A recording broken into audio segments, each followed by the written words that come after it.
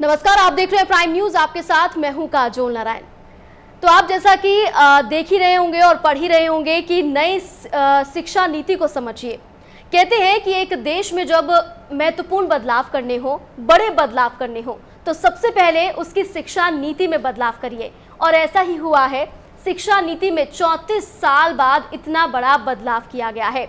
ये शिक्षा नीति कैसी है, कब से लागू होगी, बच्चों के लिए ये कितनी ज़्यादा इंटरेस्टिंग होगी, बच्चे कैसे इसमें बैलेंस कर पाएंगे, इन सभी बातों पर हम आज चर्चा करेंगे। मेरे साथ दिल्ली यूनिवर्सिटी के प्रोफेसर संजय सिंह बघेल मौजूद हैं। उनके पास हम जाएंगे और इस पर चर्चा करेंगे, तमाम उनसे बातें करेंगे, ये जानने की कोशिश करेंगे कि आखिर ये नीति क्या है, इसकी कितनी ज़रूरत थी देश के बच्चों को और देश का जो भविष्य है, यानी कि हमारे छोटे छोटे बच्चे जो आगे चलकर भारत का नाम और ज़्यादा रोशन करेंगे और ज़्यादा मजबूत करेंगे।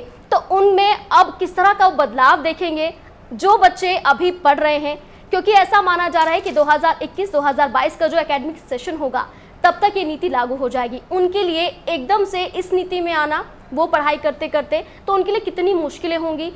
एक पेरेंट्स जो हैं वो बहुत महत्वपूर्ण भूमिका निभाते हैं छात्रों की पढ़ाई में, चाहे वो स्कूलिंग हो चाहे वो कॉलेज हो। तो उनके लिए कितने ज़्यादा मुश्किलें हो सकती हैं और ये कितना आसान हो सकता है, क्योंकि आधे जो लोग हैं यानी कि जो छात्रों के पेरेंट्स हैं वो कह रहे हैं कि ये बहुत अच्छा है, लेकिन कुछ विरोधी भी हैं। और ऐसा हमने देखा भी है कि हर चीज़ का विरोधी भी होता है और कुछ लोग ऐसे भी होते हैं जो उसके सहमति करते हैं। तो प्रोफेसर दिल्ली विश्वविद्यालय के हैं मेरे साथ संजय सिंह बघेल, वो बन गए हैं। संजय जी, प्राइम न्यूज़ में आपका बहुत स्वागत है। संजय जी, सबसे पहला यही सवाल मेरा है कि ये जो नई शिक्षा नीति है वो क्या है? सबसे पहले तो मैं सरकार को बधाई देना चाहता हूं कि जो ये नई शिक्षा नीति आई है जी, इसको लाने का उन्होंने प्रयास किया, क्योंकि जिस तरह से शिक्षा और तकनीक में लगातार परिवर्तन और बहुत तेज परिवर्तन हो रहा है, तो मुझे लगता है जहां नई शिक्षा, कोई भी शिक्षा नीति का रिव्यू जो है, समीक्षा जो है 5 साल में होना चाहिए, वो 1986 के बाद किया जा रहा है। उन्होंने 34 साल लग गए एक नई शिक्षा नीति लाने में जी। तो सबसे पहले तो ये महत्वपूर्ण है कि सरकार का बहुत सकारात्मक पक्ष रहा है कि उन्होंने नई शिक्षा नीति के बारे में सोचा और हमारे देश के सामने लाया। और जहाँ तक दूसरा सवाल है नई शिक्षा नीति क्या है, तो यहाँ हमें एक चरणबद्ध तरीके से पूरा समझना होगा पूरी शिक्षा नीति को, कि यहाँ पे प्राइमरी एजुकेशन में जो प्री प्राइमरी का क्लास होता था, अभी तक देखिए प्राइवेट से स्कूलों के पास होता था कि प्री नर्सरी, नर्सरी, फिर आगे जाके फर्स्ट सेकंड ऐसे एडमिशन होता था। तो ये सब के लिए अब समान हो गया कि प्री नर्सरी वाला जो कॉन्सेप्ट है वो चाहे सरकारी हो चाहे प्राइवेट हो, सबके लिए बराबर का होगा। फिर प्री प्राइमरी के बाद होगा एक फाउंडेशन स्टेज, इसको 3 चरणों में हम बांट सकते हैं जी। तो पहला होगा फाउंडेशन स्टेज। फाउंडेशन स्टेज होगा 1 से 5 तक का जो वहाँ होगा, और 1 से 5 तक का ये जो सिलेबस क्या होगा, कैसे होना चाहिए, नहीं होना चाहिए, प्रैक्टिकल बेस होगा, जो मुझे समझ में आ रहा है, जो शिक्षा नीति में बताया गया है जी।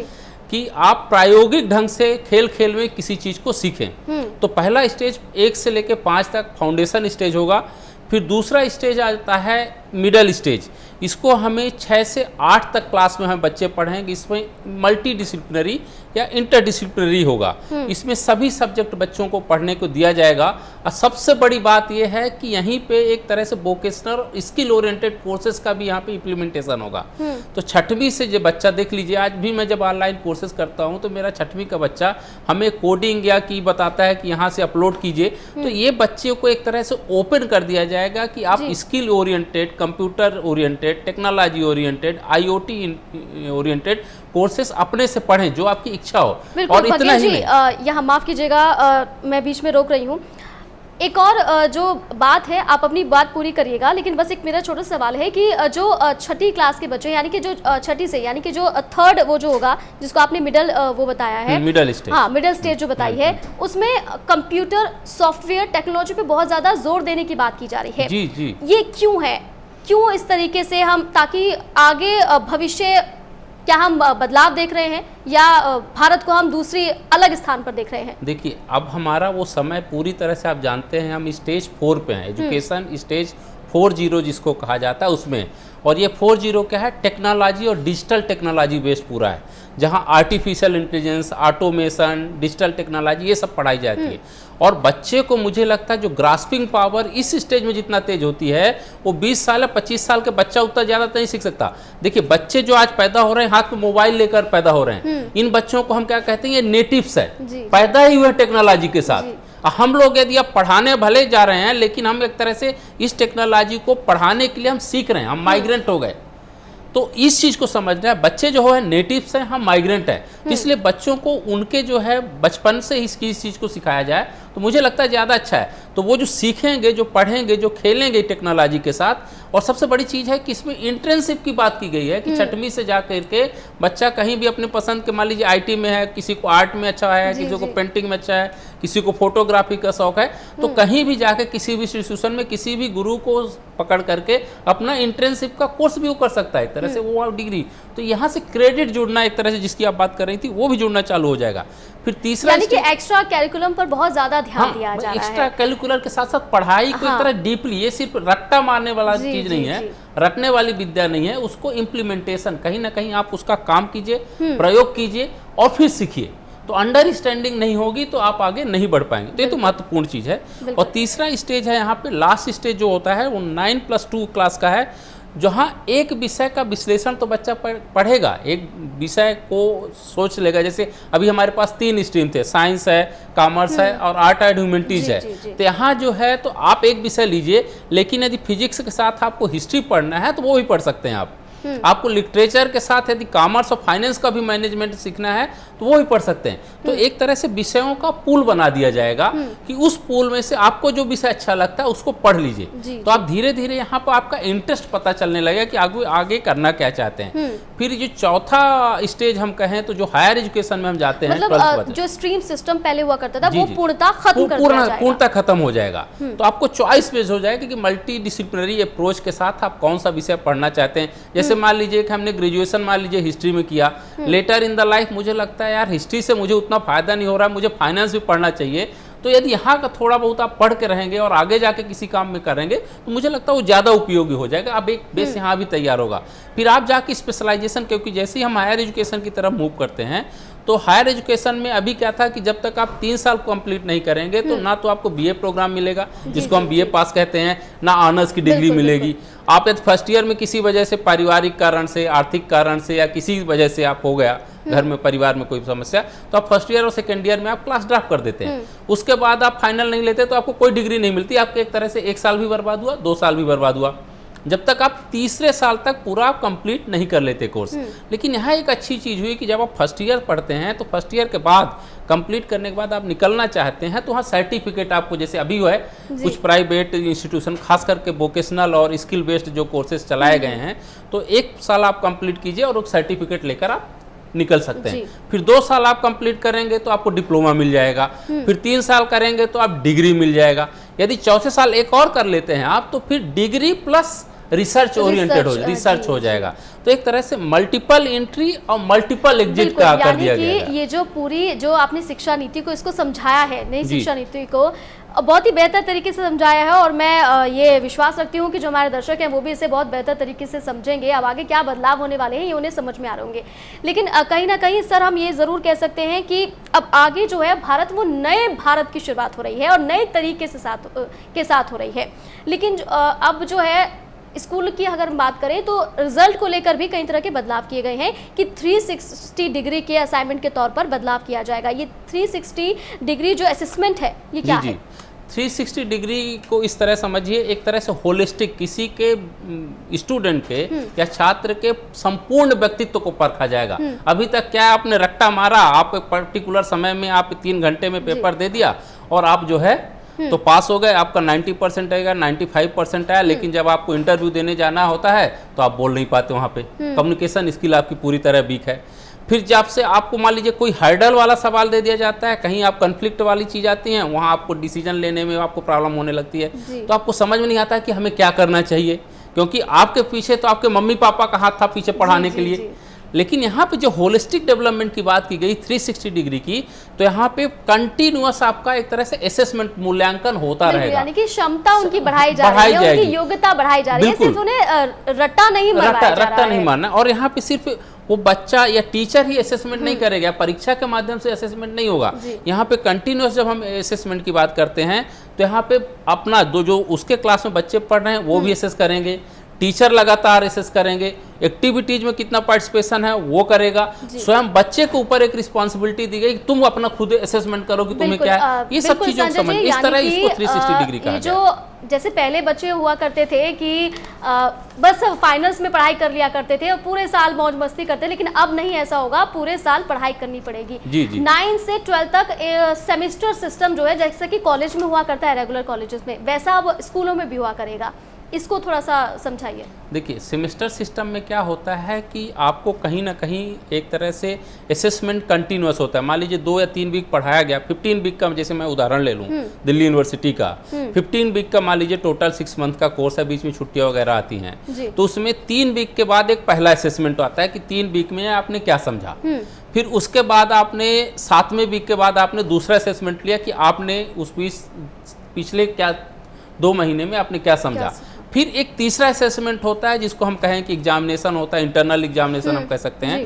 तो अभी पहले क्या था, 4 ईयर कॉन्सेप्ट में, और बाहर की यूनिवर्सिटीज़ में, मैं बाहर यूएस में पढ़ाया हूँ, मिडल ईस्ट में पढ़ाया हूँ, तो वो सब चीज़ें हैं मैं समझता हूँ। तो 50% प्रैक्टिकल ओरिएंटेड होता है, 50% थ्योरेटिकल होता है। तो आपका असेसमेंट प्रैक्टिकल और थ्योरेटिकल, आप विषय को कितना अच्छे समझ रहे हैं और साथ साथ जो आप प्रैक्टिकल एक्सपोजर वहां पे प्रेजेंट कर रहे हैं, दे रहे हैं, उसका भी असेसमेंट होगा, तब जाके आपका 100% से मूल्यांकन किया जाएगा। ये कंटिन्यूअस प्रोसेस सेमेस्टर सिस्टम का। बिल्कुल, यानी कि बेहतरी होगी और कहीं ना कहीं बच्चे जो है वो अब इंटरेस्ट भी लेंगे, क्योंकि कुछ हमने देखा था कि कुछ बच्चे ऐसे होते थे जो स्कूल जाने से भागते थे, जबरदस्ती उनके पेरेंट्स जो है स्कूल उन्हें भेजते थे, वो रोते थे, लेकिन अब कहीं ना कहीं इंटरेस्ट आएगा, क्योंकि 5वीं तक तो आपको खेल कूद और क्या स्कूल क्या होता है, पढ़ाई क्या होती है, ये सब चीज़ें समझाई जाएंगी। उसके बाद आप पर फिर धीरे धीरे प्रेशर डाला जाएगा और धीरे धीरे फिर आप चीज़ों को समझेंगे, आप योग्य बनेंगे।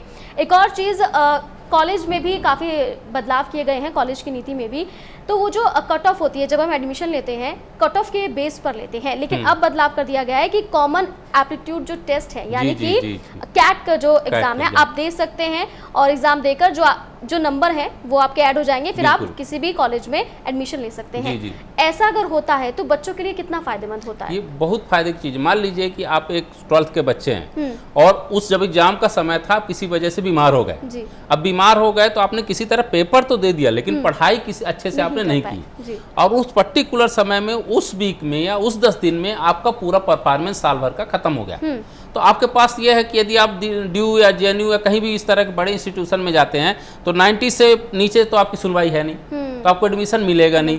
तो एक अच्छा रास्ता खुल गया है कि मान लीजिए आप 90 के उस दायरे में नहीं आए हैं, तो कैट के माध्यम से आपको एक चांस और मिल रहा है कि आपके अंदर प्रतिभा थी, किसी वजह से आप जो है तो वहाँ परफॉर्म नहीं कर पाए एक हफ्ते में, तो आपको एक और मौका दिया जा रहा है कि जो आपका नॉलेज है वो एंट्रेंस टेस्ट के माध्यम से आप दीजिए, तो आपका एवरेज जो आपका मार्क्स मिला है और कैट का जो टेस्ट हुआ है उसके माध्यम से जो दोनों का समायोजन करके जो आपका परसेंटेज आएगा उसके हिसाब से आप अपने कोर्स को कर सकते हैं। बिल्कुल। और सर, एक और बात मैं पूछना चाह रही हूँ कि एकेडमिक क्रेडिट बैंक क्या है, क्योंकि ये नाम बहुत ज़्यादा हाईलाइट हुआ है, शिक्षा नीति में बदलाव जब आया 2 दिन पहले, तो ये नाम बहुत हाईलाइट हुआ। ये क्या है, किस तरह से हम इसे समझ सकते हैं? देखिए, एक जो है बैंक का सिस्टम को समझना होगा। यहाँ पे बैंक में 3 तरह के सिस्टम है। एक है कि आप पहले सेविंग अकाउंट, एक है फिक्स्ड अकाउंट, एक है रिकरिंग अकाउंट मान लीजिए आप कीजिए। तो आप ये हम आरडी हम कहें रिकरिंग डिपॉजिट वाला कॉन्सेप्ट है कि आप मान लीजिए 1 साल पढ़े, 1 साल में आपने एक सेमेस्टर में 3 क्रेडिट लिया और दूसरे सेमेस्टर में जाके आपने कोई क्रेडिट नहीं लिया, तो आपके अकाउंट में कितने क्रेडिट पड़े हुए? 3 क्रेडिट पड़े हुए हैं। और दूसरे सेमेस्टर में आपने एक भी क्रेडिट नहीं लिया, लेकिन आप तीसरे सेमेस्टर में जाते हैं फिर 3 क्रेडिट होता चला जाता है। तो ये डिजी बैंक कहा गया है, डिजिटल अकाउंट आपको कहा गया है उसको। तो आपको उस बैंक के खाते में मान लीजिए 6 रुपए आपने जोड़ा, 6 क्रेडिट जोड़ा, और इससे जितना आप जोड़ते चले जाएंगे वो आपके हिसाब से वो मल्टीपल होता चला जाएगा, जोड़ते चला व्यवहार को भी बेहतर बनाने की कोशिश हो रही है। बिल्कुल। तो ऐसा नहीं है कि फर्स्ट ईयर किया, मान लीजिए सेकंड ईयर किसी वजह से छूट गया तो आपका एक क्रेडिट खत्म हो गया, फिर आप 1 साल बाद फिर आते हैं तो आप 6 क्रेडिट लेकर के डिप्लोमा ले सकते हैं, फिर और 6 क्रेडिट मान लीजिए और ले लिया तो आपने डिग्री ले लिया। तो ये ऐसा नहीं है कि आपका पहला साल बेकार गया, यानी क्रेडिट कि अकाउंट अब जो है। आपका समय है वो बर्बाद नहीं जाएगा। जी। अगर आप 1 साल करते हैं आपको सर्टिफिकेट मिल जाएगा, 2 साल में आपको डिप्लोमा मिल जाएगा, 3 साल में बैचलर की डिग्री मिल जाएगी। अगर आप 4 साल पूरे करते हैं तो उसमें रिसर्च का सर्टिफिकेट भी मिलेगा, बाकायदा डिग्री भी मिलेगी। आपका समय जो है अब छात्रों का व्यर्थ नहीं होगा और हर चीज़ में आपके व्यवहार को भी बदला जाएगा, आपके स्किल को देखा जाएगा, स्किल के आधार पर आप आगे बढ़ सकते हैं। यानी कि जो आप चाहते हैं आप पे थोपा नहीं जाएगा, बिल्कुल, आप अपनी बिल्कुल। मर्जी से जो सब्जेक्ट हैं वो भी चूज कर सकते हैं। अच्छा सर, संस्कृत को लेकर बहुत ज़्यादा उसको फोकस किया जा रहा है और उस पर बहुत ज़्यादा ये कहा जा रहा है कि संस्कृत अब अनिवार्य हो जाएगी। संस्कृत में बच्चे इंटरेस्ट नहीं लेते थे, कहीं ना जी। कहीं संस्कृत खो रही थी हमारे हिंदुस्तान जी। से, लेकिन अब ये नई शिक्षा नीति से संस्कृत को भी एक जो नया मुकाम है वो क्या मिल पाएगा? देखिए, एक तरह से सरकार ने बड़ी अच्छी कोशिश की। यदि हफ्ते भर पहले आप नासा का रिपोर्ट पढ़िए तो मंगलयान की टेक्नोलॉजी को और कंप्यूटर नासा जब ऊपर से देखता है जी। तो कंप्यूटर की जो टेक्नोलॉजी है एक तरह से देखा जाए तो संस्कृत के अलावा कोई अन्य भाषाएं उस ग्रामेटिकल अप्रोच में फिट बैठती नहीं। तो और आप देख लीजिए कि जो भारत का जो भार्गव करके लड़का हुआ जिसको यंगेस्ट नोबेल प्राइज मिला हाँ, है, हाँ जी। जो ज़्यादा राजस्थान से है, अमेरिका में जो है, तो उनका मैं एक बार इंटरव्यू देख रहा था तो मैंने पूछा गया कि उनको जो है कि ये जो प्राइज मिला उसके पीछे कारण क्या है। तो उन्होंने कहा कि मेरे दादाजी संस्कृत के प्रोफेसर थे और मैंने वैदिक मैथमेटिक्स पढ़ी है संस्कृत भाषा में। तो आप समझिए कि जो वो भार्गव लड़का है वो वैदिक मैथमेटिक्स के नाम से इतना बड़ा एक नया रामानुजन यदि पैदा हो रहा तो उसके पीछे वो वैदिक मैथमेटिक्स नहीं थी, वो संस्कृत के वो व्याकरण थे जिसके माध्यम से वो आगे बढ़ा। और नासा जैसी संस्था आज एक्सेप्ट कर चुकी है Sanskrit is the most suitable and perfect language for the technology. तो मुझे लगता है कि जब पूरी दुनिया IoT में जा रही है, आर्टिफिशियल इंटेलिजेंस में जा रही है, ऑटोमेशन में जा रही हैं, तो संस्कृत के माध्यम से किसी चीज़ को, टेक्नोलॉजी को और एकदम से बढ़ाया जा सकता है। और कहीं ना कहीं आने वाले समय में, जैसे आप देख लीजिए एलन मस्क का अभी हम 2 दिन पहले इंटरव्यू पढ़ा तो उन्होंने कहा कि हम 2050 तक मंगलयान में, हम चंद्रमा में तो बस्ती तो बसा ही देंगे, घर बसा ही देंगे, साथ साथ हम मंगल में भी कहीं ना कहीं पहुंच जाएंगे। और उन्होंने दावा किया है कि हम 2 से 3 मिलियन, लगभग 5 मिलियन लोगों को वहां पे हम सैर करा चुके होंगे। तो जब ये चीजें हो रही हैं और उसके बीच में संस्कृत का कहीं इम्प्लीमेंटेशन होता है तो मुझे लगता है टेक्नोलॉजी के साथ संस्कृत जो most perfect language for technology मानी गई है, इसके रूप में आगे बढ़ाया जाएगा तो उसका कहीं ना कहीं विकास होगा। मुझे लगता है सरकार का कहीं ना कहीं इस तरफ ध्यान होगा, इस चीज को ध्यान। बिल्कुल। और संजय जी, एक और बात जो है कि अब किताबों का जो बोझ है वो बच्चों के सिर पर नहीं रहेगा जैसे कि पहले रहा करता था। इतनी किताबें हुआ करती थी, बच्चे पढ़ भी नहीं पाते थे, पूरा साल निकल जाता था। कई बच्चे तो ऐसे होते हैं इनकी किताबें रखी रह जाती हैं, वो बस आखिर में पढ़ते हैं जब उन्हें पास होना होता है कि अगली क्लास में जाना है, अब हम पढ़ेंगे। तो व्यवहारिक ज्ञान, संगीत, कला, साहित्य पर बहुत फोकस करने की बात की जा रही है। ये कितना महत्वपूर्ण है छात्रों के लिए और आगे भारत के भविष्य के लिए, क्योंकि छात्र ही हमारे देश का भविष्य है, उनके लिए कितना महत्वपूर्ण होगा? देखिए, अभी क्या है, जैसे अभी की जो परीक्षा प्रणाली है उसको ईमानदारी से स्वीकार किया जाए तो आप पिछले 2 साल का पेपर ले लीजिए और आपको पता चल जाता है किस तरह के सवाल आएंगे। ले दे के 15 से 20 सवाल सुनिश्चित होते हैं कि ये सवाल आएंगे ही आएंगे, और उसमें से आप 5 या 10 सवाल आप तैयार कर लीजिए। उस 10 सवाल में से 5 सवाल आपने अच्छे से लिख दिया तो आपका जिस तरह से मार्क्स मिल रहे हैं, अंक मिल रहे हैं, उसके हिसाब से आपका 70 से 80% आराम से आ जाता है। तो एकदम से आपको क्लियर है कि आप इस तरह पढ़ेंगे आपको इतने नंबर आ जाएंगे। लेकिन ये जब आप अप्रोच करते हैं कि कंटिन्यूअस एंड होलिस्टिक अप्रोच के साथ आप पढ़ेंगे, कई बार मैं इंटरव्यू बोर्ड में होता है, कई जगह यूनिवर्सिटीज़ में या स्कूल्स में और इस तरह के संस्थानों में मैं जाता हूँ तो मैं जब देखता हूँ कि बच्चे का 90% है और एक तरह से जो 90% उसकी डिग्री में आया है, और जब इंटरव्यू देने आता है मैं उसके नॉलेज को टेस्ट करता हूँ तो मुझे लगता है ये तो 50% पाने लगा। डिग्री और उसकी पर्सनालिटी में बिल्कुल मिसमैच होता है, बिल्कुल मिसमैच होता है। तो शायद इसी अंतर को खत्म करने की सरकार की बेहतर कोशिश है, इससे बेहतर कोशिश है। तो 90% लेकर के भी 2 सवाल को और जिस तरह कॉन्फिडेंस के साथ देना चाहिए नहीं दे पाता है। लेकिन एक बच्चा 60% लेकर आता है और जो भी हम सवाल पूछते पूरे आत्मविश्वास के साथ, पूरा कम्युनिकेशन स्किल्स के साथ, पूरे एकदम से दृढ़ निश्चय के साथ बोलता है, तो मुझे लगता है ये बच्चा ज्यादा सुटेबल है बशर्ते उस 90% के। वो इसलिए कि यदि हमें 40 बच्चों को एक क्लास में पढ़ाना है तो इसमें वो क्षमता है कि 40 बच्चों को कंट्रोल कर लेगा, क्योंकि इसमें कहीं ना कहीं ग्रास्पिंग पावर है और वो अपनी तरफ आकर्षित कर लेता है बच्चों को। और 90% वाला तो हमें ही नहीं आकर्षित कर पा रहा, 3 लोगों को नहीं कर पाएगा, 40 लोगों को कैसे एकदम से कंट्रोल कर संजय जी, पाएगा। एक और बात, ये जो मल्टी एंट्री और मल्टी एग्जिट वाली प्रक्रिया अब आने वाली है और ऐसा अनुमान भी है कि 2021 और 2022 तक जो सेशन आएगा उसमें ये जो नई नीति है वो लागू हो जाएगी। तो ऐसे में जो बच्चे अभी पढ़ रहे हैं, क्योंकि वो दूसरी नीति से पढ़ रहे हैं, आगे जब वो दूसरी क्लास में जाएंगे तो नीति नई होगी, बैलेंस कैसे करेंगे? देखिए, हमेशा इसको हम बोलते हैं ट्रांजैक्शन का फेस होता है, जब एक पुरानी पॉलिसी से नई पॉलिसी का कहीं ना कहीं आप मर्ज कराते हैं उस तरह। तो ये होता है कि एक ये फिक्स किया जाएगा कि जैसे मान लीजिए आज 2020 है, 2022 तक जो ग्रेजुएशन कंप्लीट करने हैं जिनको, तो वो पुरानी पीढ़ी से पुराने सिस्टम से चलेंगे। जो 2022 के बाद बच्चे आ रहे हैं ग्रेजुएशन में, तो उनके बाद न्यू एजुकेशन पॉलिसी लगेगी। तो पुराने वाले को कंप्लीट कराया जाएगा, नए को नए सिरे से स्टार्ट कराया जाएगा। तो इस तरह का जनरली अभी पहले भी हम लोग अपने यूनिवर्सिटी में देख चुके हैं, ऐसा हुआ है। हाँ, जब 3 साल से 4 साल का एनुअल मोड से सेमेस्टर मोड और इस तरह से चीजें हुई हैं। एनुअल मोड से सेमेस्टर, फिर 3 साल से 4 साल का बैचलर्स हो गया। बहुत बदलाव हमने देखे। एक और बात संजय जी मैं पूछना चाहती हूँ कि हमारे दर्शक जो हैं वो लगातार इस चीज को जानना चाह रहे थे और इसी वजह से हमने ये hello check mic check, information है सही, दिल में मेरे रहती है तू। आप छात्रों को जो कॉलेज में आप एडमिशन लेने वाले हैं, mic check 1 2 3 hello hello hello hello hello hello, लेकिन आगे होगा। Mic check 1 2 3 hello hello hello hello, आ रही है आवाज? भूमिका निभाते हैं, सही है। छोटे बच्चे हों चाहे वो बड़े कॉलेज के बच्चे हों, उनके लिए खास मैसेज क्या होगा आपका? देखिए, हम ये बोलेंगे किसी भी बदलाव को बहुत पॉजिटिव ढंग से लेना चाहिए। देखिए, 2 तरह के लोग होते हैं, एक है नज़रिया हमेशा जो है निगेटिव देखने का, एक है पॉजिटिव देखने का। क्योंकि समय बदल रहा है, टेक्नोलॉजी बदल रही है, तो मुझे लगता है एजुकेशन तो उसका आधार और स्तंभ है, उसको भी समय के हिसाब से बदलना चाहिए। तो उसको हमें पॉजिटिव ढंग से लेना चाहिए। तो इसमें बहुत ज़्यादा परेशान होने की ज़रूरत नहीं है।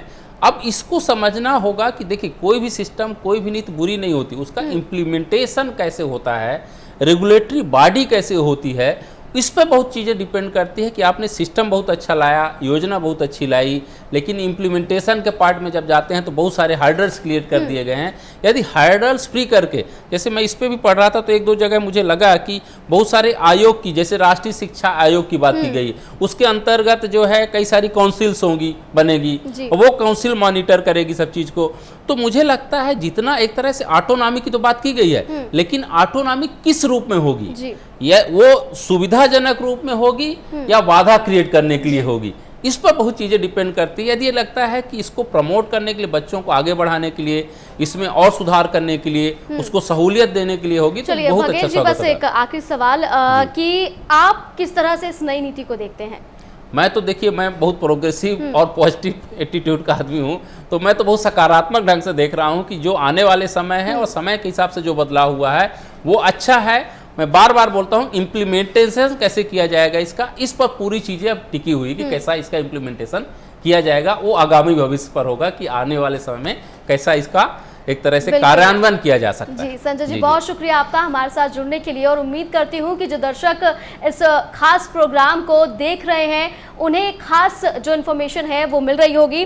तो नेशनल हायर एजुकेशन बिल ये अभी संसद में जाएगा, संसद से पास होगा, फिर कानून में तब्दील होगा, उसके बाद ऐसा अनुमान लगाया जा रहा है कि 2021-2022 का जो सेशन होगा उसमें नई शिक्षा नीति जो है वो लागू हो सकती है।